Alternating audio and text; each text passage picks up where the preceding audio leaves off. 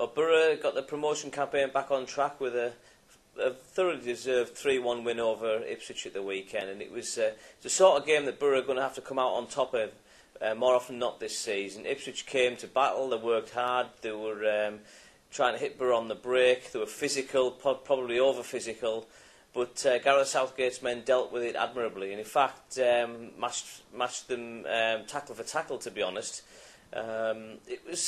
It wasn't the sort of game where you could come away and say it was a 3-1 thriller. It was more the point that Boro took the chances when they came. Ipswich, as I say, were an awkward team to play against and had the chances themselves, but the difference between the sides was the fact that Boro were just that little bit more gritty in defence. Remember David Wheater's crucial clearance off the line, and also one by Adam Johnson in the second half. A great goal by Boro early on when they thought they might have had a penalty when O'Neill was pulled down, but he picked himself up to head in Eminez's fantastic cross from the right. It was a great start. Ipswich then put Boro under pressure for quite a few stages, but in the second half the introduction of Ali Day made a big difference and he grabbed 2 late goals. It's a big time for Ali Day. He's got an opportunity now to cement his place in the side, but he really has to score more consistently. That's the one thing he's lost since he's come to the club.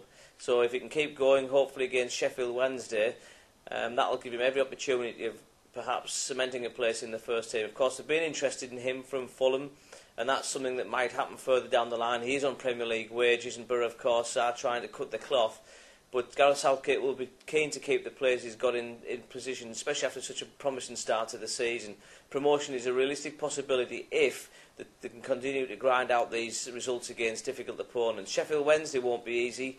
They've got the distraction of the Steel City derby coming up on Friday, so perhaps Boro may take some advantage from the fact that everyone's focus may be looking ahead and not focusing too much on Boro's visit on Tuesday night. It's another opportunity to get some points on the road after the defeat at Bristol City, and of course being knocked out of the League Cup at Nottingham Forest.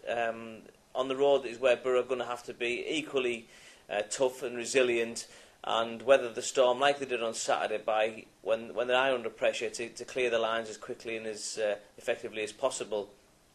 It's looking like Boro are trying to still bring in some loan signings. Sean St Ledger from Preston was something we expected to be done at the back end of last week, just before the Ipswich game. Unfortunately, that never happened. As we understand, he failed a medical. He did play for Preston on Saturday and by all accounts had a decent game, but to do so I understand he had to have an injection in a knee that he injured a couple of weeks ago. So that's a concern for Southgate, who will be reluctant to take a player on loan who may or may not be able to complete the 3 months loan period, and who knows, perhaps signing permanently in January if some sort of fee can be thrashed out. Caleb Folan seems to be considering his options. Boro are keen to sign him, although he hasn't had the medical that a few people were claiming last week. He's talked to Boro and also Newcastle, we understand, and if a deal can be tied up for that, it would certainly strengthen the attack in terms of presence. But as we saw on Saturday, there are goal scorers in the team with the right opportunities come along, so I hope we'll see some more of that at Hillsborough.